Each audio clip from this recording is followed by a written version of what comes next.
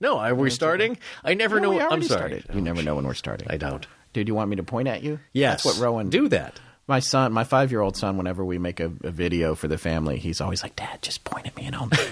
Cute. Yeah. He's a professional actor. Yeah. We're back. We're back. After going down a pretty deep rabbit hole on Amelia Earhart. But we just have to tell our listeners that not every show can be. Did I mention that it almost killed Scott? No, it was just it was a lot of research. And just quickly before we go any further, if you're listening to this episode and you haven't listened to our prior episodes on Amelia Earhart, there's a 2-parter. I would encourage you maybe to go back and listen to those because there might be some spoilers. In order. Yeah, in order, of course. Part 1 and Part 2. No, he gets really upset if you listen to Part 2, then Part 1. Well, it just ruins everything. Hey, it's your choice. But my point is, we're about to discuss some things that got left out of that episode just very quickly. One thing that I wanted to point out for our listeners who heard it, and like I said, if you haven't heard it yet, turn this one off and go listen to those and come back to us. But one of the things that I wanted to point out is that on Nikomororo, the crabs will carry the bones off of the deceased almost immediately. Anything small and hard like shells and bones or whatever, they take it, they carry it into the water, they play with it, they build houses, whatever it is that crabs do. You're talking about coconut crabs, right? Yeah, is that what exactly. They are? Yes. Yeah, right. So I just wanted to make it clear that it's not unusual that you wouldn't find remains there, even if they had been there. Boy, it's everything I could do not to do Tom Jones. Oh yeah, what? It's not unusual. Yeah, about both. Great. Yeah, we don't need that. But no, you know what? I find this with buried treasure stories is that even the person that buries the treasure and knows exactly where it is oftentimes cannot find it because stuff, it just changes. It goes away. So yes, Scott's right. It's not unusual to be a coconut to have crab, your bones and you have your bones moved by a coconut crab. So the other thing we wanted to say about that show was it required a whole lot of research, and every episode of our show is not going to be like that. When we started this show, we have a big folder, we really do, full of ideas and full of stories that we want to do that run the history of time, going back forth from the Old West to now to things that happened yesterday. Fortean, paranormal, but everything, and not just including that, but historical events, people. And sometimes we're gonna cover stories where there's not a whole lot of information available, and you're just going to hear us doing our armchair pontificating about, taking what little information we have and sort of trying to theorize what might have happened or what might be going on. Hypothesize. Okay. Right. Good point. But nevertheless, the point is that this particular show, we decided that we needed just a little bit of a break so we could prepare for the Christmas show. So we're bringing back Marc D'Andre. This is really something that Marc is great at, giving this tour. He's so knowledgeable, and he makes it fun and interesting, but also just kind of casual, and it's just really nice to listen to. Yeah, and we were real excited about it. We actually got some new equipment. I'm kind of an equipment junkie, and we bought a Zoom. Portable. Portable recording system that is just amazing. Unbelievable bang for the buck. And he took it with him, and it allowed him to do a field report for us, which we're going to get to in a few minutes. Right now, it's time to cue the theme.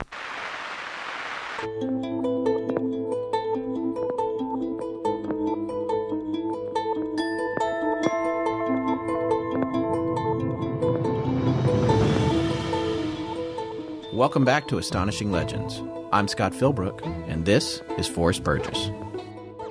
Death in itself is nothing, but we fear. To be we know not what, we know not where. John Dryden. Died May 12th, 1700.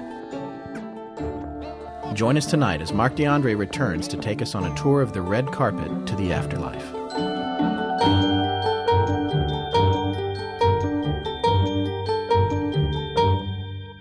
Now, before we hand the keys over to Marc, wait, where does that come from? The keys. Well, I used to manage a pizza restaurant. Oh, geez. And whoever had the keys was the boss at that point in time. So if you it's not a car reference. Well, no, it's not actually. No, come on, it is. In my head. Whoever had the keys was the boss. I don't know. It means you got stuck with the night shift. No, you're right. And you're trusted just enough to be the guy to lock the door. You're right. Yeah. You know what? And you're a car guy. How can you not know that? Well, all right, fine. It's a car reference. All right. Either way. Now, before we hand the keys over to Marc, we're going to talk a little bit about celebrities. It's nearly impossible to live in Los Angeles and not see people pretty regularly when you're out and about. And it's regular people? No, sure. No, of course not regular people. Who cares about them? I'm talking about the famous, the celebrities, right? Which actually I'm kind of numb to at this point in my life. But because New York's the same way, and my wife and I lived in New York for almost 10 years. There's kind of an unwritten rule, though, and in LA, people pretty much leave them alone, with the exception of tourists. Tourists. Well, it's a little different. No, if it's a celebrity that I enjoy seeing, I'll look a little, but you don't want them to see you seeing them. Sometimes they give you that look, like, and it's almost like a death stare. It's kind of like, I know you see me, but if you come over to me, I'm going to castrate you, right? Like, no, you know what? I see you looking at me. I know that you know who I am. This is the end of our relationship. You know what? Exactly. The last time I got a little bit of that, and it's not the death stare. I see it as because I've met a few in the course of my business in media. Yes, where they give you that it's an uncertain look. Right. And the last time it happened, I was on a plane, a Southwest flight. I'm not going to say where because it went right to his house. Okay. No, you're not going to know where he's from, but it was Jesse Pinkman. And I'm a huge fan of the show. Aaron Paul. Yes, and I'm a huge fan of the show. And I was already seated, and the Southwest is kind of a cattle call, they say. But he was getting on, and he was one of the last people. And I think he had like a small Trilby hat. For those who don't know, he was in Breaking Bad. This is my own private domicile, and I will not be harassed.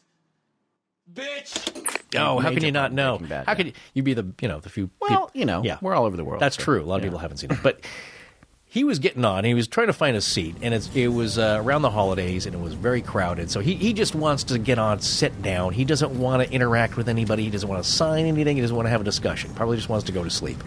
And I just notice him coming down the aisle, and we lock eyes, and he gives me that look like, you know who I. You're okay. You're not gonna say in my anything. Demographic. But he gave me that look of like, oh, you'd recognize me. You're not gonna say anything, are you? And I just but you give him the nod, like, hey, you can't see me, but I'm bobbing my head just a little bit, like, hey, what's up? Yeah, I know you are, but I'm not gonna say anything. Because I'm cool. Exactly. Yeah. And that's and my wife works in television, and we know a few more or less, actually a few very famous people, and having had meals with them over the years, and she used to work at Saturday Night Live. Right. And I can say we've been at the dinners where people are coming up and they're saying... Yeah, I know exactly what you're saying. They just want to finish their meal. Yeah, the thing is, we'll be at dinner and somebody will come up to the table and they interrupt. And, everyone tries to be gracious. Some of them, others actually will lash out. Ooh. And I have more than a few of those friends that have stalkers, actually. Oh, and you can't blame them for being a little nervous about it.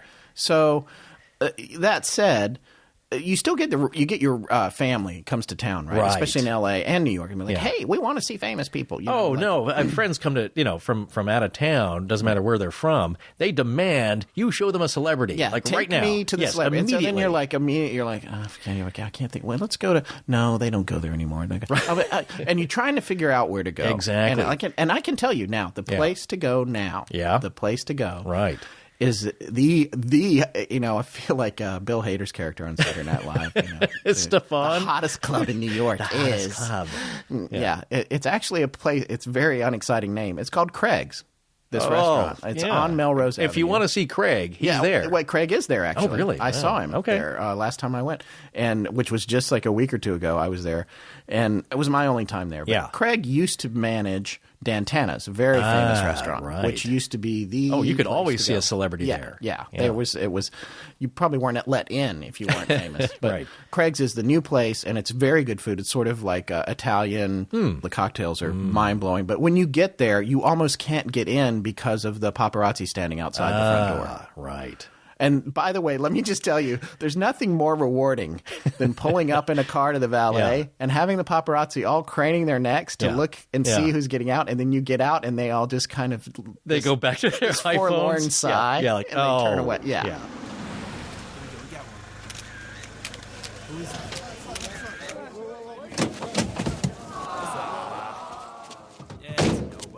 I will say you look like a director, though. Oh, well, I try to work that director look. I know what directors look like. But while we were there, we saw Clive Davis. Actually. Oh, cool. Yeah, and I was like, wow, that's a pretty major sighting. Classic. But the thing is, they don't really want to be bugged. No, I will say on the other end, when you're trying to search for one and provide one for your guests, your tourist friends, it's really satisfying when you do spot one. When you manage to pull it off. Yes. Yeah, that's true. That's true. And I always remember the times that I had friends with me, and it's like right there you go. That's so and so. And they're like, wow. However, there comes a time when people aren't clamoring to see them anymore. You know, Mark is going to take us to a place where he can absolutely guarantee there are celebrities. That's right. However, There's a catch. you won't be able to see them, and you may not want to. So let's pretend you just got to town and you're asking us, what can we do? Where can I go to see celebrities? Yeah. Well, this is what's going to happen. We're probably not going to take you to Craig's because you know what? It's expensive. No, and Scott can't get in anymore after the I incident. certainly can't get in without my wife's agent. Right. That's the truth. Okay. So here's what we're going to do. You know how when you go to the museum, they give you those, when you go to a cool museum Yeah. anyway, they give you the little portable Right. recorders, the playback. You put Tells on the you what you're headphones, seeing. getting the tour, right? We're going to drop you off outside the hidden entrance to the Pierce Brothers Westwood Village Memorial Park with your museum recording of tour guide Marc D'Andre. And when we leave, all you have to do is press play. Wilshire Boulevard is one of the most iconic streets in Los Angeles. It runs east-west all the way from downtown Los Angeles to Santa Monica. It's filled with high-rises, museums, restaurants. And when you hit Wilshire and Westwood Boulevard, UCLA is nearby, and there's actually a few movie theaters that still hold big-time premieres. This area is very urban, very packed, and driving around here you would think there's no way there's a cemetery here. This is not the spot for that. Well, you know what? You would be wrong, my friend. And actually, just steps away from the theaters where current movies are being shown lies the resting place of some of Hollywood's most infamous and famous celebrities. This is Marc D'Andre, correspondent at large for Astonishing Legends. And without further ado, let's begin the tour of Pierce Brothers Westwood Memorial Park. As you pass Glendon Avenue, you drive up one block east and make a right. And there's the entrance. If you don't know where you're looking for, this place is pretty hard to find, but luckily, you're with me. Now, when I do my patented D'Andre Death Tour, this place is always included. So one of the first things you've noticed walking around here is just how small it is. The northern and eastern areas are the outdoor crypts, and the south is the offices, and then all the center is basically the graves. And let's just start kind of right in the middle of the graveyard with one of the most famous residents. Is that right? Probably not. One of her first movies was Miracle on 34th Street. She was also in Splendor in the Grass, Rob Without a Cause. It's Natalie Wood. Natalie Wood Wagner. It says beloved daughter, sister, wife, mother, and friend. While working on her last movie, Brainstorm, with Christopher Walken, Natalie, Christopher, and Robert Wagner, her husband, all went on a weekend boat trip, and turned out to be the last trip of her life. It's still shrouded in mystery. There was a lot of drinking, reportedly some arguments possibly, and somewhat mysteriously, she ended up drowned, and she was found a mile from the boat. And not too long ago in the news, the boat captain actually came out and said he holds Robert Wagner responsible for the death. But, again, who knows? I'm sure it'll remain unsolved. Now, just a few steps away is one of the more infamous people in the cemetery, Bob Crane, who played Colonel Hogan himself on Hogan's Heroes. His death was pretty weird. Him and a friend of his, John Carpenter, not the movie director, but they would videotape some of their sexual exploits. You may have seen the movie Autofocus, directed by Paul Schrader. That was basically the story of Bob Crane and John Carpenter. Greg Kinnear played Bob Crane. William Dafoe played John Carpenter. Bob Crane was bludgeoned to death, and it was unsolved. The suspicions obviously were placed on John Carpenter, and he went to trial, but it was never proven. And the grave has a picture of Bob Crane as Colonel Hogan and his wife, who actually had a part in Hogan's Heroes. The marker has a picture of them hugging, and it says, Hogan and Hilda, together forever. Definitely bizarre. As we continue our way down here, heading south, the actor Eddie Albert, who played Oliver Wendell Douglas on the TV show Green Acres. I grew up on that show. I think we all know the theme song, which I will not sing, out of respect. Just a bit east is the actor Richard Conte. Kind of an interesting gravestone here. There's some pyramids on all corners, and it says 1910 to 1975 to question mark. Maybe he had some kind of somewhat strange beliefs. Probably his most famous role is as one of the heads of the five families in the movie The Godfather. He was Barzini. The famous quote from Marlon Brando after he realized that it was Barzini who tried to assassinate him. "I didn't know until this day it was Barzini all along." That was not my Marlon Brando impersonation, which I do have, but again, not appropriate. Little piece of trivia, the five families in the Godfather were the Corleone family, Tattaglia, Barzini, Cuneo, and Strachey. Now one of the few unmarked graves is Roy Orbison. He was a singer-songwriter of Pretty Woman and Only the Lonely, and he was in the band The Traveling Wilburys. It's not really known why he's in an unmarked grave. Supposedly the family was going to put up a gravestone at some point, but there's still no marker here. And to the right, also unmarked, is his wife. Just to the left of Roy Orbison is the TV host, Richard Dawson, who was also in Hogan's Heroes, and I always liked him from the Arnold Schwarzenegger movie The Running Man, when he played a villainous game show host. And very close to Richard Dawson is the actor Jim Backus, who was on Gilligan's Island. He was the voice of Mr. Magoo, and he played the father in Rebel Without a Cause with James Dean and Natalie Wood. Very close to that is another one of the unusual unmarked graves. Right above the actor Lou Ayres is the unmarked grave of Frank Zappa. It is unknown why his grave is unmarked, but he always did things a little bit differently, so who knows. He was pretty rabidly anti-drug, and one of his quotes that I love is, "Speed will turn you into your parents." Although he was a voracious smoker and ended up dying of prostate cancer, so there you go. Now heading to the center of the cemetery, just directly below a big tree, is Dorothy Stratton, who will be familiar to any Astonishing Legends listeners who especially listened to episode 1, which was with me. Listen to it. And she was a Playboy playmate that was murdered. And I've never really understood her epitaph, which is a line from Hemingway's A Farewell to Arms that was put there by her boyfriend Peter Bogdanovich. "If people bring so much courage to this world, the world has to kill them to break them. So of course it kills them. It kills the very good and the very gentle and the very brave impartially. If you are none of these, you can be sure that it will kill you too, but there will be no special hurry.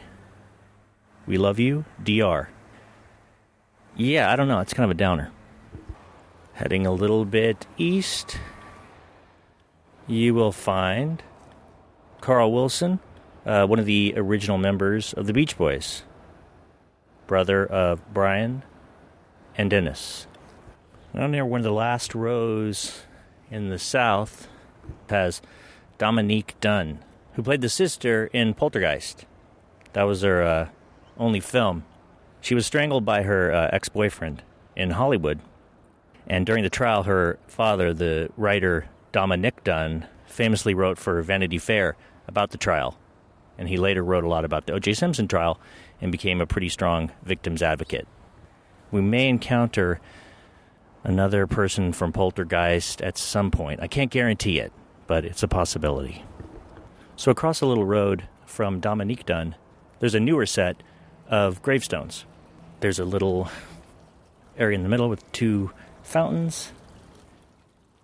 And there's a bench where James Coburn's ashes are interred. Famous, kind of tough guy, laconic movie star. He was in a lot of Westerns. You can probably hear the fountain here. He was in a lot of Westerns, but he also was in, famously, the Magnificent Seven and The Great Escape. Just 3 years before he died, he won an Oscar for a supporting role as the Nick Nolte's dad in the movie Affliction, directed by Paul Schrader, who I mentioned earlier, who directed Autofocus.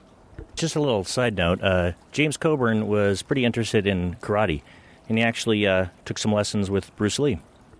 who is buried in Seattle next to his son, Brandon. Now, just heading east, we pass another bench, Miss Peggy Lee. Peggy Lee, the famous songwriter, singer, actress. Probably her most famous song was her cover of the song Fever. Reads, "Music is my life's breath." And supposedly she was the inspiration for the Muppets show Miss Piggy. I guess being blonde and kind of voluptuous. Not the best tribute in the world, but, you know, tribute's a tribute. Now, continuing east, there's actually another set of wall crypts. And pretty much right in the middle is another actress with the last name Lee, although it's spelled Leigh, and that would be Janet Leigh. Her most famous role was as Marion Crane in the movie Psycho, directed by Alfred Hitchcock. And Alfred Hitchcock often worked against conventions, and as the leading actress in the movie, she was killed off fairly early in the film, which was definitely a surprise. Reportedly, she never took a shower again after that traumatic experience with Norman Bates. I'm assuming she bathed, though, because that would be weird if she never took a bath even. But I'm sure, yeah, she meant she never showered. And I recommend going to the Psycho House in Universal Studios, which is, it's just a backdrop, but still really cool. She also was in the musical Bye Bye Birdie and the movie Touch of Evil, directed by Orson Welles with Charlton Heston, which had its famous opening shot filmed in Venice. And she had 2 daughters with the actor Tony Curtis, one of whom is Jamie Lee Curtis, the scream queen from the 1980s, in such films as Prom Night and Halloween. Directed by John Carpenter, not the John Carpenter that was accused of murdering Bob Crane. That's a different guy. So just stepping away from the wall crypts, continuing a little bit east, there are some more gravestones in the grass, one of whom is Ray Bradbury, the author of Fahrenheit 451, famous novel about books being outlawed and being burnt.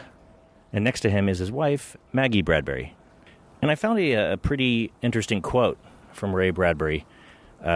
We have too many cell phones. We've got too many internets. We've got to get rid of those machines. We have too many machines now, which, you know, I can kind of relate to sometimes. I love the internet and its abilities, but it just sometimes gets in the way of people communicating. But hey, I guess that's how you're listening to me, so I should probably shut up. Just walking up a few steps directly to the left is an extremely small marker for Carol Burnett's daughter, Carrie Hamilton. She had a pretty long history of drug addiction and unfortunately died of cancer very young at the age of 38. As we turn the corner and head back around here, pass another offspring of a famous actor. In this case, Eric Douglas, Kirk Douglas's youngest son, and Michael Douglas's brother. He tried his hand at acting and stand-up comedy, but he had a pretty serious drug problem, and he overdosed, so that's unfortunate. Speaking of Michael Douglas, also buried here is Carl Malden, his co-star in Streets of San Francisco. He also was in Streetcar Named Desire. He was in the classic On the Waterfront with Marlon Brando. And he played the warden in Birdman of Alcatraz with Burt Lancaster. Run across some true legends, and we have some very memorable inscriptions on their tombstone. Walter Matthau, famous curmudgeonly actor, he starred with Jack Lemmon, who we'll meet in a moment, in The Odd Couple, and also Grumpy Old Men. I'll never forget him as the coach in the movie The Bad News Bears. And to the left of Walter Matthau is another unmarked grave, George C. Scott. He was in such movies as Dr. Strangelove and The Hustler and Taps. He was also in a kind of a cool horror movie called The Changeling. He was probably best known for his role as General Patton in the movie Patton. And he was actually the first actor to turn down the Best Actor award. I don't think he liked the idea of a competition for actors. Just a little bit past Walter Matthau is the talk show host, Merv Griffin. He not only was the host of the Merv Griffin Show, but he also started up two of the biggest shows ever, Jeopardy and Wheel of Fortune. And he was the owner of the Beverly Hilton Hotel. And on Merv Griffin's headstone it says, "I will not be right back after this message." Kind of funny. And just to the right of Merv Griffin is Vera Fawcett. No inscription, just Vera Fawcett. She was one of the original Charlie's Angels, and she had a famous role in The Burning Bed. Interestingly enough, she died on the same day as Michael Jackson. And right on the corner is probably one of my favorite gravestones, Rodney Dangerfield. Famous comedian. He was in Caddyshack and Back to School. And I kind of always loved this dumb movie, Ladybugs, where he played the coach of a soccer team. His gravestone says, "There goes the neighborhood," which is perfect for Rodney. Now, just a little bit to the right of Rodney, go up a few steps, and there are 4 tombstones, and these are pretty much people that are as famous as you can get. Right on the end is Peter Falk. His tombstone says, "I'm not here, I'm home with Shara," and that was his wife. Most famously known for his role as the frumpled and rumpled detective Columbo on TV. And he also was a friend and worked a lot with John Cassavetes, who is actually buried here, I will be mentioning later. And Peter Falk also starred in a pretty interesting movie with John Cassavetes himself. It's called Mikey and Nicky, and that was directed by Elaine May. He had a memorable part in The Princess Bride and Murder by Death. One of his funniest movies, in my opinion, is The In-Laws with Alan Arkin. Alan Arkin is a very mild-mannered dentist whose daughter is marrying Peter Falk's son. And so they meet up, and Peter Falk claims to have been on some kind of strange consulting trip overseas with some political implications and whatnot.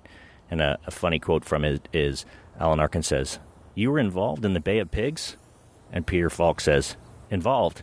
That was my idea." A couple spaces to the right of Peter Falk is Carroll O'Connor. Most famous role is Archie Bunker in All in the Family. He also had a really great role as a police chief in The Heat of the Night. And his character, Archie Bunker, was famously bigoted, but his own politics were pretty liberal. His son had a very long problem with drugs and ended up committing suicide. This really affected Carroll, obviously, quoted as saying, "Nothing will give me any peace. I've lost a son, and I'll go to my grave without any peace over that." His son is buried with him, Hugh Edward O'Connor, and his wife, Nancy Fields O'Connor, is still alive. And on either side of Carroll O'Connor, it's 2 people that were friends in life and actually worked a lot together. Writer-director Billy Wilder, who wrote and directed so many great movies. He actually moved from Berlin to Hollywood after the rise of the Nazi Party. He directed such classics as Double Indemnity, The Lost Weekend, Sunset Boulevard, Ace in the Hole, which is a really interesting movie with Kirk Douglas, Some Like It Hot, and The Apartment. His epitaph reads, "I'm a writer, but then nobody's perfect." So Billy Wilder's epitaph is kind of a takeoff from the last line of his famous movie, Some Like It Hot. Tony Curtis and Jack Lemmon play a couple of guys who dress up as women to escape the mob. And in the last scene, Joey Brown is confessing his love to Jack Lemmon on a boat, and finally Jack Lemmon just pulls off his wig and says, "I'm a man." And Joey Brown famously says, "Well, nobody's perfect." Probably one of the most quoted last lines in any movie, and I know I keep recommending movies here and there, but if you haven't seen Some Like It Hot, I would do it tonight. I actually took a film class just on Billy Wilder, which is really great because we got to see almost all of his films, and he really delivered the goods. Now, just 2 spaces away, Jack Lemmon, whose grave simply says, "Jack Lemmon in," as if that was his final role. He starred in a lot of films with his buddy Walter Matthau, including The Odd Couple, where he was Felix Unger and Walter Matthau was the famously slovenly Oscar Madison, and they were also in some Billy Wilder movies together, The Fortune Cookie, The Front Page, and Buddy Buddy. Jack Lemmon only directed 1 film, and it actually starred Walter Matthau. It was called Koch. Just around the corner is Sylvester Stallone's son, Sage Stallone, who died in July 2012. He was only 36. And at first, drugs were thought to be involved, but he actually died of a heart attack, brought on by atherosclerosis. And Sage Stallone actually played Sylvester Stallone's son in Rocky V. Now, as you travel up the east side of the cemetery, you run into some of the wall crypts. And inside the Sanctuary of Love is one of the more famous members of the Rat Pack, Dean Martin. He made some amazing comedies with Jerry Lewis. And a little fun fact, supposedly he was a famous drinker on stage, but a lot of times he was actually drinking apple juice instead of alcohol. So he was a real pro. Now, just basically across from the Sanctuary of Love, where Dean Martin is buried, is the grave of actor Burt Lancaster. And it's surprisingly small. Actually, probably one of the smallest gravestones I've seen here. He did almost 100 movies, famously The Birdman of Alcatraz, 7 Days in May, which is a super cool movie, From Here to Eternity, and so many others. Okay, we're starting to wind down the tour. Figured now would be a good time to visit the most famous resident, most popular resident. You can tell by looking at the stone on her wall crypt. It's faded. There's lipstick kisses on it. There's always flowers. Marilyn Monroe. She died in 1962 of an overdose. Actually, not too far from here in Brentwood, off of 5th Helena. Now, reportedly, Joe DiMaggio picked this as her gravesite because there were some family friends of Marilyn's that are buried here. Someone that took care of her as a little kid. There's a white stone bench which is dedicated to Marilyn. It's just sits a few steps away. She was in a lot of movies. Gentlemen Prefer Blondes and 7-Year Itch and Some Like It Hot with Jack Lemmon. And The Misfits was one of her last. Which, again, I recommend. It's one of the final movies of Clark Gable, Marilyn Monroe, and Montgomery Clift, directed by John Huston. She was legendarily troubled and kind of went from man to man, had a lot of affairs. So although she clearly overdosed and fit the part, there's always a little bit of mystery surrounding her death, so people always have questions. And interestingly, the crypt right above Marilyn, Richard Poncher is buried there. And his wife supposedly sold it on eBay for about $5 million in 2009 to get some money to pay off her mortgage and whatnot and give some money to her kids. But that obviously fell through because Richard Poncher is still above Marilyn, reportedly buried upside down, which is kind of creepy. Right next to Marilyn in the Sanctuary of Tranquility is the famous drummer Buddy Rich, who every time I've come here, there's been drumsticks sitting in his little flower pot thing, but not today. One of a kind is inscribed on his wall, and if you've never seen him, you should definitely check him out on YouTube. There's a really funny drum battle between him and Jerry Lewis. Traveling west from Buddy Rich is the Sanctuary of Tenderness, where the crypt of the actor Christopher George. He's not a huge actor, but I just have a sweet spot for him because near the end of his life, he starred in a bunch of really weird, goofy-ass horror movies that I just kind of ate up when I was a kid. He was in The Exterminator, Enter the Ninja, Graduation Day, and the most legendary was a movie called Pieces, which had the immortal tagline, "You don't have to go to Texas for a chainsaw massacre." Terrible movie. Continuing west, we encounter a few more crypts, which I'll address in a moment. But there's more grass with some more gravestones, including famous singer Mel Torme, known as the Velvet Fog, which is a nickname that he supposedly hated. So just to the left of Mel Torme is a black gravestone with the word Lazar on it.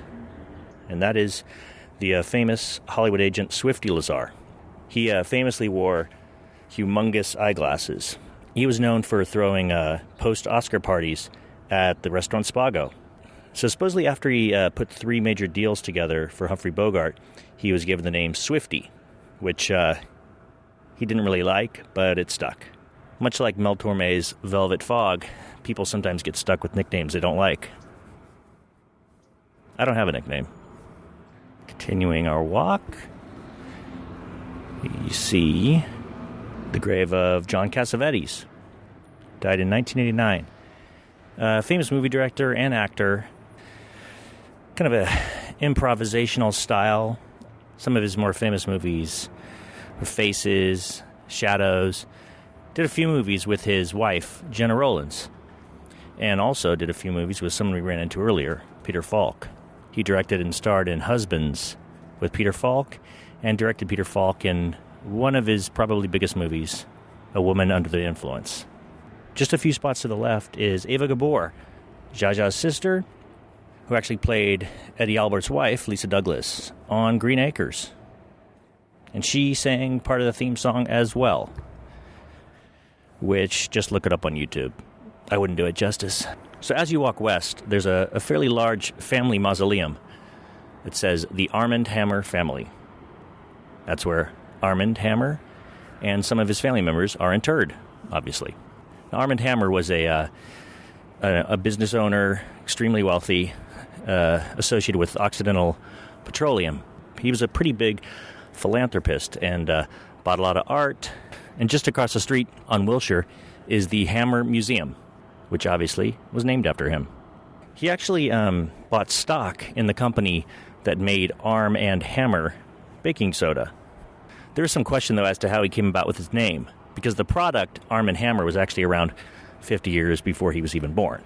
Probably the most popular theory is that his father, who was kind of a radical, named him after the Arm and Hammer insignia of the Socialist Labor Party. Slightly goofier explanation was that his mom actually named him after Arm and Hammer baking soda. And Hammer actually described his mother as a remarkably intuitive individual, a person with an enormous judgment about things, and is said to have had a simple solution for every problem: bicarbonate of soda and a good enema. So maybe he was named after Arm and Hammer baking soda. Now, one of the most famous comedic actors of our time, Don Knotts, who has a very recognizable tombstone because it's filled with pictures of him. It has pictures of him as Barney Fife from Andy Griffith and the incredible Mr. Limpet, the reluctant astronaut. Tombstone says, "He saw the poignancy in people's pride and pain and turned it into something hilarious and endearing." Extremely funny man. And as far as my generation goes, I'll never forget him as Mr. Furley, the goofy landlord in the TV show Three's Company. So this is usually where I end up finishing the tour. Just as you pass the Sanctuary of Tenderness, on the wall is the famous author Truman Capote, who wrote Breakfast at Tiffany's and In Cold Blood. Famously witty, famously short, and played by Philip Seymour Hoffman in the movie Capote. So directly below and to the right of Truman Capote is the final stop in our tour. The little girl from Poltergeist, Heather O'Rourke. As I mentioned earlier, her sister in Poltergeist, Dominique Dunn, is also in this cemetery. Heather O'Rourke is definitely the youngest person on my tour. And there's supposedly a poltergeist curse, which was due to the fact that real skeletons were used as props in the film. This is just an urban legend, but still, it's a very strange death when you're a young girl. She died of a cardiac arrest caused by septic shock. So just because of the nature of the film and the fact that she was so young, it really can't help but being bizarre as hell. Rest in peace, Carol Ann. So that's the end of the tour. It's a pretty impressive cast of characters.